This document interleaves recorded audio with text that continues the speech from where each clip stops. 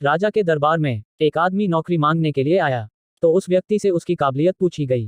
तो वो बोला, मैं आदमी हो चाहे जानवर, उसकी शक्ल देखकर उसके बारे में बता सकता हूँ। राजा ने उसे अपने खास घोड़ों के अस्तबल का इंचार्ज बना दिया।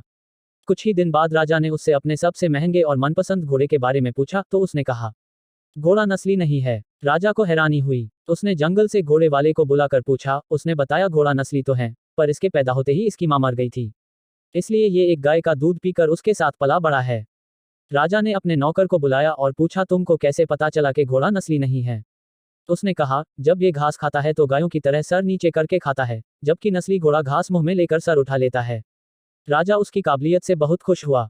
उसने नौकर के घर अनाज, घी, मुर्गे और ढेर सारी बकरियां बतौर इनाम भिजवा दिए और अब उसे रानी के महल में तैनात कर दिया।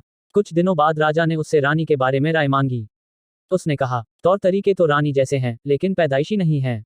राजा के पैरों तले जमीन निकल गई। उसने अपनी सास को बुलाया। सास ने कहा, ये हकीकत है कि आपके पिताजी ने मेरे पति से हमारी बेटी की पैदाइश पर ही रिश्ता मांग लिया था, लेकिन हमारी बेटी 6 महीने में ही मर गई थी, लिहाजा हमने आपके रजवाड़े से करीबी रखने के लिए किसी और की बच्ची को अपनी बेटी बना लिया। राजा ने फिर अपने नौकर से पूछा, तुमको कैसे पता चला? उसने कहा, रानी साहिबा का नौकरों के साथ सलूक गंवारों से भी बुरा है।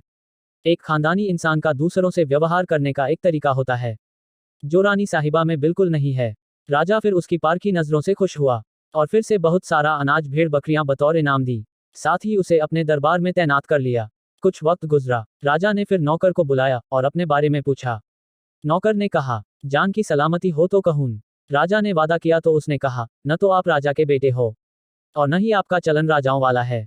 राजा को बहुत गुस्सा आया, मगर जान की सलामती का वचन दे चुका था। राजा सीधा अपनी माँ के महल पहुंचा।